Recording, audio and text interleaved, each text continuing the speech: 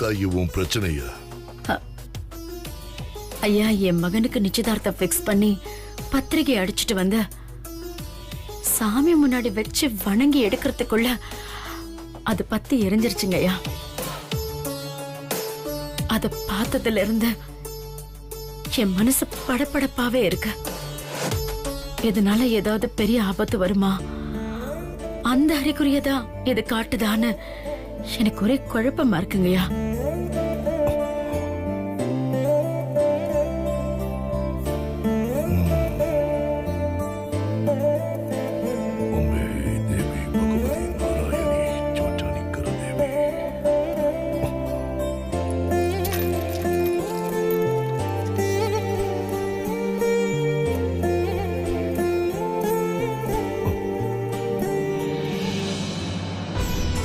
காரணத்தை அறியாதவர்கள் கோடான கோடி, காரணத்தை அறிந்தவர்கள் கோடான கோடி. சாமி, நான் நினைச்சது நடக்காம போயிடுமோன்னு பயமா இருக்கு சாமி. இத்தனை நாளா நான் பட்ட கஷ்டத்துக்கு பலன் இல்லாம போயிடுமோன்னு ரொம்ப வருத்தமா இருக்கு சாமி. இதற்கான காரணம்தான் என்ன? மகாதேவனுக்கு வேற ஒரு பொண்ணோட நிச்சயதார்த்தம் முடிவாயிடுச்சு. அதை தடுக்க முயற்சி பண்ணியும் அது முடியாம போயிடுச்சு. நேரமும் ரொம்ப கம்மியா இருக்கு. அதுக்குள்ள அமராவதியை கண்டுபிடிக்கிறது சாத்தியமா சாமி? இவ்வுலகில் நடக்கும் எல்லா பிரச்சனைகளுக்கும் ஒரு தீர்வு உள்ளது. அதை கண்டறிவதில்தான் நமக்கு சவால்களும் உள்ளது. அமராவதியை நீ கண்டறிய உனக்கு கடைசி அஸ்திரம் ஒன்று உள்ளது. சாமி, அது என்ன சாமி?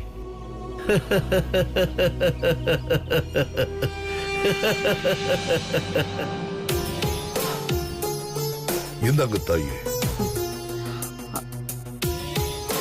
உங்க இஷ்ட தெய்வத்தை வேண்டிக்கிட்டு அந்த சோழிய உருட்டி விடு தாயே.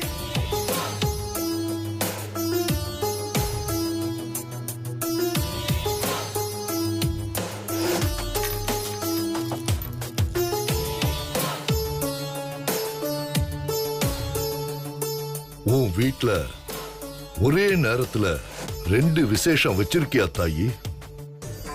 ஆமாங்கய்யா, என் பையன் நிச்சயதார்த்த தன்னைக்கே என் பொண்ணோட நாத்தனார் கல்யாணத்தையும் பிக்ஸ் பண்ணிருக்கேன்.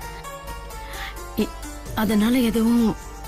ஆமா தாயே, சில சமயங்கள்ல ஒரே நேரத்துல செய்யப்படுற 2 சுப காரியங்கள் வேறு வேறு ஜாதகக்காரங்களா இருந்தா அது ஒன்னோட ஒண்ணு எதிர்வினை ஆற்றி நிச்சயமா தடங்களை ஏற்படுத்தும். உன் வீட்லயும் அதுதான் நடந்திருக்கு. இதுக்கு வேற வழியே இல்லையா சாமி? இது ஒண்ணும் அவ்வளவு பெரிய பிரச்சனையெல்லாம் இல்ல. முதல்ல உன் மகன் நிச்சயதார்த்தமும் கல்யாணமும் நல்லபடியா நடக்கட்டும். அதுக்கப்புறம் அந்த 2 பேரோட கல்யாணத்தை செஞ்சுக்கலாம். அப்படி செஞ்சா எந்த பிரச்சனையும் இருக்காது. ரொம்ப சந்தோஷம் சாமி. இப்பதான் என் மனசுக்கு ரொம்ப ஆறுதலா இருக்கு. நீங்க சொன்ன மாதிரியே செஞ்சிடறேன். அவங்க கல்யாண வேலையை ஆரம்பிக்கிறதுக்கு முன்னாடி விஷயத்த சொல்லி நிறுத்தணும். அப்ப நான் கிளம்பட்டுமா சாமி? இதுக்கு வேற ஏதாவது பரிகாரம் செய்யணும்னாலும் சொல்லுங்க, நான் செஞ்சிடுறேன். ஒன்னும் தேவையில்லை தாயி. கல்யாணம் முடிகிற வரைக்கும் வெள்ளிக்கிழமை உன் மகனை சிவன் கோவிலுக்கு போய் 48 நெய் விளக்க போட சொல்லுங்க. அது போதும். அப்படியே செய்ய சொல்றேன் சாமி. நான் கிளம்புறேன்.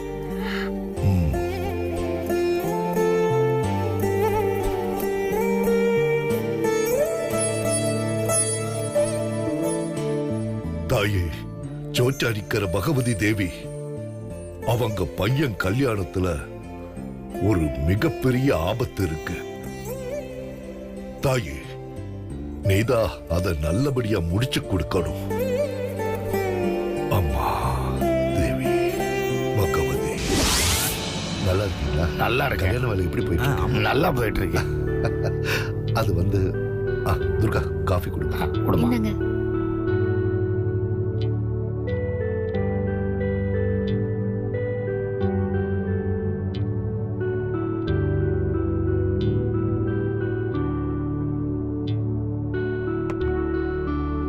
வாங்க வணக்கம்மா. உட்காருங்க உட்காருங்க. திடீர்னு வர சொன்னதுனால கல்யாண வேலையெல்லாம் போட்டபடி அப்படியே விட்டு வந்துட்டம்மா. சொல்லுங்கம்மா, என்னம்மா விஷயம்?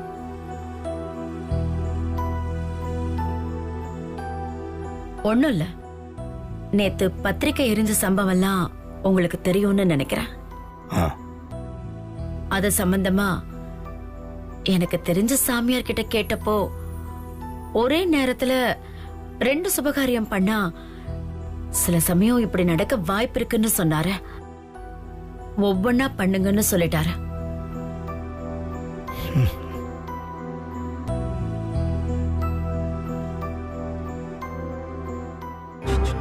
அதனால ரிஷி மதுவோட நிச்சயதார்த்தம், கல்யாணம் எல்லாம் முடிஞ்சு அடுத்த மாசத்திலேயே பாலாஜி காவேரி கல்யாணத்தை நடத்தலான்னு நினைக்கிறேன். நீங்க என்ன சொல்றீங்க?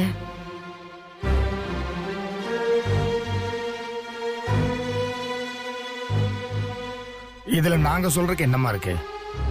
பிள்ளைங்களோட நல்லதுக்காகத்தானம்மா நாம இப்படி ஒரு முடிவு எடுக்க வேண்டியதா இருக்கு.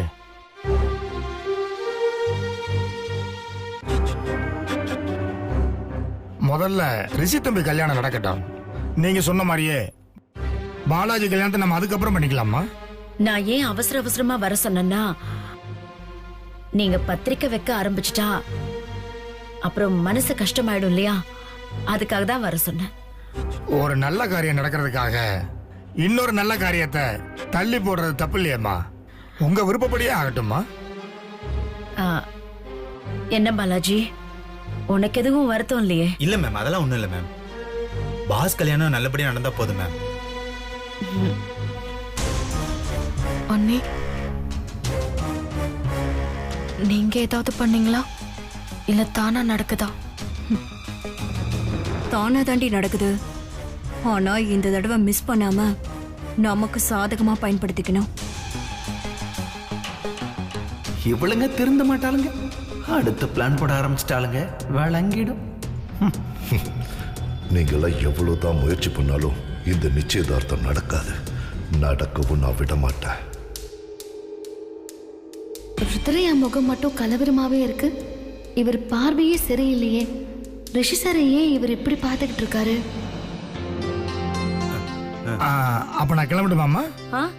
நோ நோ நோ, இருந்து சாப்பிட்டுட்டு தான் போகணும். பரவாயில்லம்மா, அங்க எல்லா வேலையும் நான் அப்படியே போட்டு வந்துட்டேம்மா. இப்ப இல்லைன்னு என்னம்மா, தம்பி நிச்சயதார்த்தத்துக்கு ஒரு வாரம் முன்னாடியே வந்துடுறோம்மா. சரி பாலாஜி, அவரை பத்திரமா டிராப் சரிங்க பண்ணி. மேம், வாங்க போலாம். சரிங்கம்மா, நான் போயிட்டு வரேம்மா. வாங்க. வரேங்க. வாங்க. வாப்பா.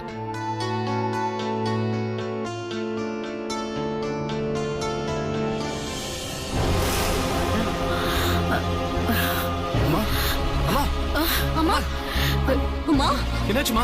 அம்மா, அத்தை, அம்மா, அம்மா, என்னம்மா ஆச்சு? அம்மா, ருத்ரையா, அத்தை, டாக்டருக்கு ஃபோன் பண்ணுங்க. சரி. அம்மா, பாருங்கம்மா. அம்மா, என்னாச்சுமா? அம்மா, அம்மா, அத்தை, என்னாச்சு? அம்மா, என்னாச்சுமா? டாக்டர், இங்க அம்மா பேசிக்கிட்டே இருந்தாங்க, திடீர்னு மயக்கம் போட்டு கீழே விழுந்துட்டாங்க. சீக்கிரம் வாங்க. அம்மா, அத்தை, அத்தை, அம்மா, ஒண்ணும் இல்ல, லேசா தலை சுத்துச்சு, அவ்வளவுதான். இது குடிங்கம்மா. வேணாம் துர்கா, அதெல்லாம் கொடுக்க கூடாது. டாக்டருக்கு ஃபோன் பண்ணிருக்கேன், அவர் வந்துட்டு ஒரு நிமிஷம் இரு. காஃபி குடிச்சா தலை சுத்தல் நின்னுடும். வேற ஒண்ணும் பண்ணாது. அம்மா நீங்க குடிங்கம்மா. ஏய், அதான் சொல்றாங்கல்ல, அதிக பிரசங்கி. கண்டதையும் கொடுத்து ஏதாவது ஆயிடுச்சுனா? அபர்ணா, அம்மா,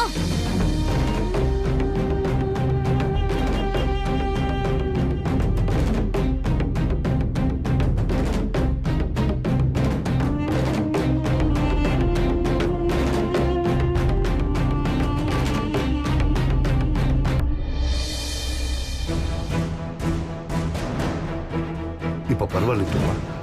டாக்டர், டாக்டர். வாங்க டாக்டர். வாங்க டாக்டர். பாருங்க, அம்மா திடீர்னு மயக்கமாயிட்டாங்க. நல்லா தான் பேசிட்டு இருந்தாங்க, திடீர்னு மயக்கம் போட்டு கீழே விழுந்துட்டாங்க.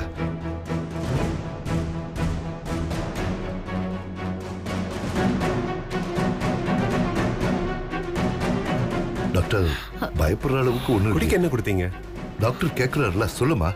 இப்பதான் நான் கருப்பு காப்பி கொடுத்தேன் டாக்டர். நான் அப்பவே கொடுக்க வேணாம்னு சொன்னேன் டாக்டர். இவதான் கேட்காம கொடுத்துட்டான். நோ நோ நோ நோ, ரிஷி அவங்க பண்ணது ஃபர்ஸ்டே. பிளாக் காஃபி குடிச்சா மூளை ஆட்டோமேட்டிக்கா ஆக்டிவேட் ஆயிடும். அவங்க பண்ணது தான் கரெக்ட். நீங்க டேப்லெட்ஸ் கரெக்டா ஃபாலோ பண்ணல, அதான் பிரச்சனை. ஒரே ஒரு நாள் தானே மிஸ் ஆச்சு. ஓகே ரிஷி, ஒன்னும் ப்ராப்ளம் இல்ல.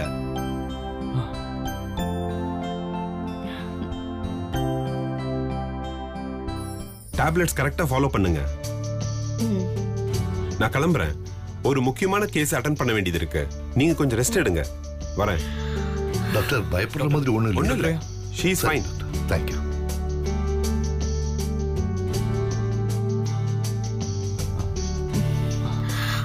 அம்மா இப்ப பெட்டரா ஃபீல் பண்றீங்கல்ல?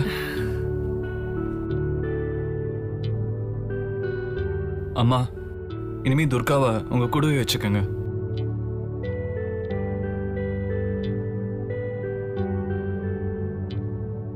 உங்களுக்கு டைம்க்கு டேப்லெட் கொடுக்கறதுக்கும் அப்பப்போ ஜூஸ் கொடுக்கறதுக்கும் ஒரு ஆள் உங்க கூட இருந்தா ரொம்ப நல்லா இருக்குமா?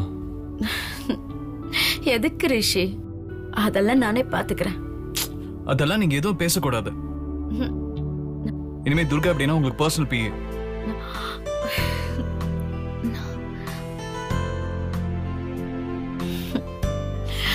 துர்கா எனக்கு பர்சனல் பிஏவா?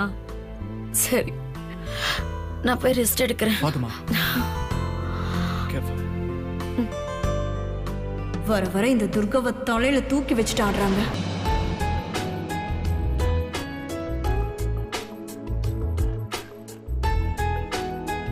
அம்மா. வா துர்கா.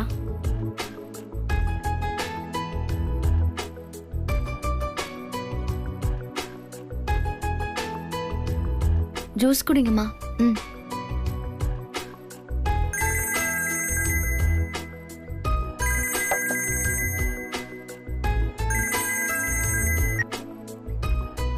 ஹலோ, சொல்லுங்க ராமநாதன்.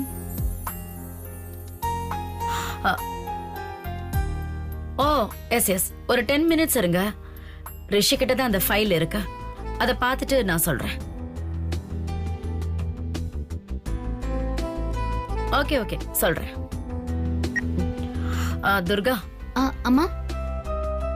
ரிஷி கிட்ட நான் ஒரு ஃபைல் கொடுத்துருக்கேன், அதை நான் கேட்டேன்னு வாங்கிட்டு வா. சீக்கிரம் வா. சரிம்மா.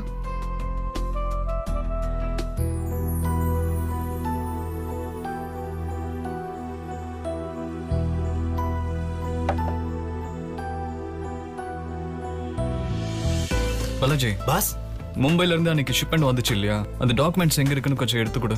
உடனே எடுக்கிறேன் பாஸ்.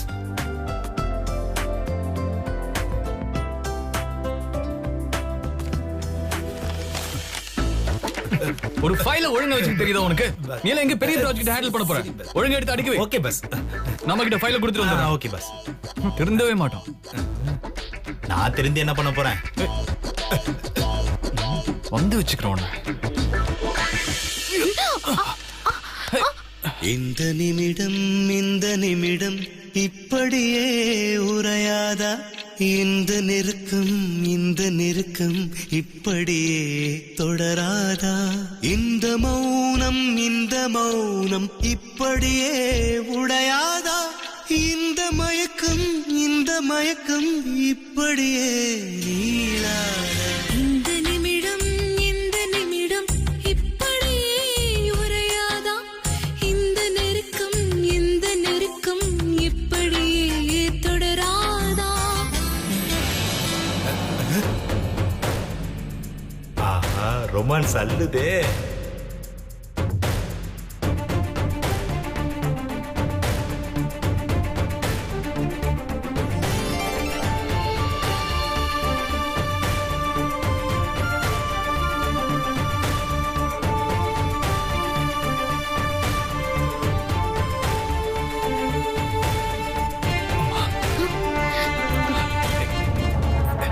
இரு பதட்டப்படாத, நான் எடுக்கிறேன். இரு.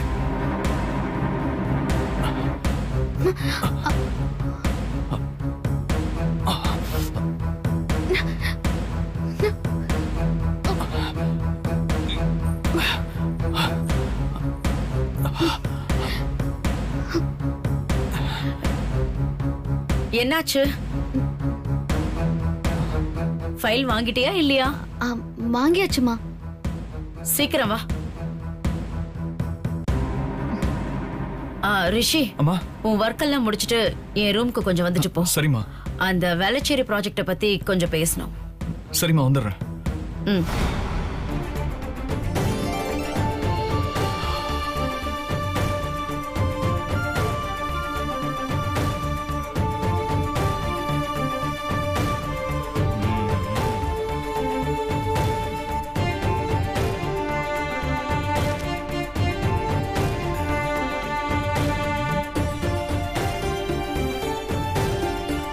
பாஸ், ரொம்ப நேரமா ரொமான்ஸ் மூட்லயே அள்ளுறீங்க போல இருக்கே. பாலாஜி, பெருப்பித்தமா போயிடு. என்ன ரொமான்ஸ் மூட்ல இருப்பாருன்னு பார்த்தா ஆக்ஷன் மூட்ல இருக்கிறாரு.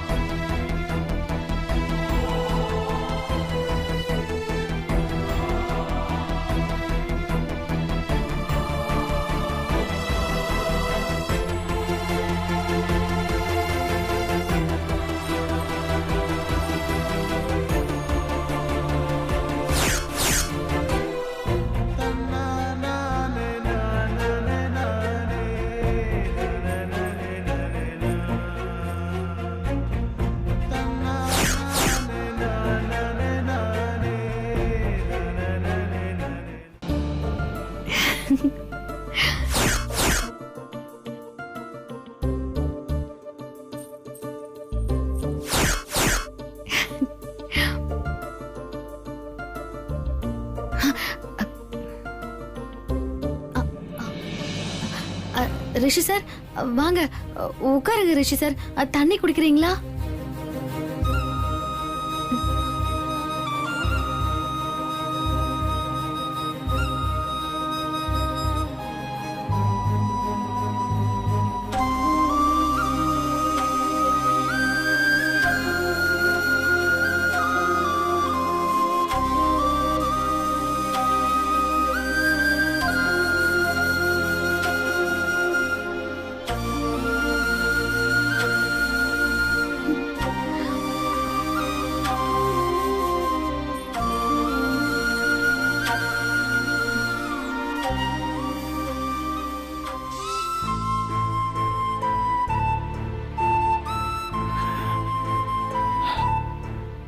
நாம விரும்பி போறப்ப விலகி போறதும், விலகி போறப்ப விரும்பி வர்றதும் விதியோட விளையாட்டு.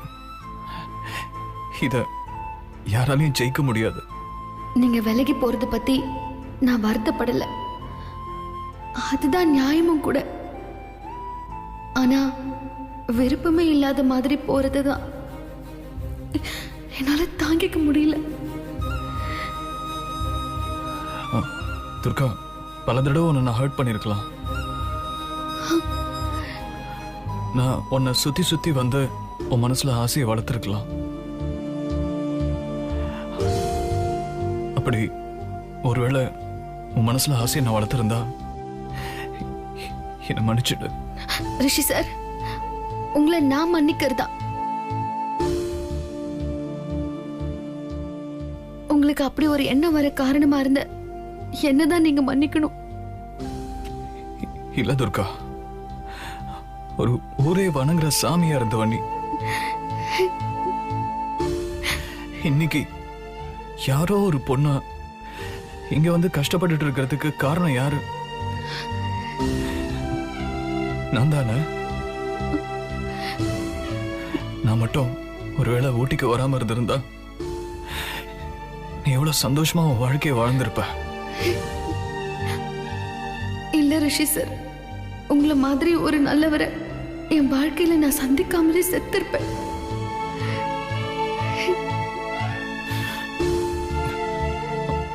உனக்குன்னு ஏதாவது ஒரு ஆசை இருந்தா சொல்லு துர்கா. அதே என்னால நிறைவேற்ற முடியுதான் நான் பாக்குறேன். எனக்கு இருக்கிற ஆசை உங்களுக்கும் மதுமாவுக்கும் நல்லபடியா கல்யாணம் நடக்கணும். இன்னொன்னு எப்பவும் போல நீங்க பழைய ரிஷி சார சந்தோஷமா இருக்கணும்.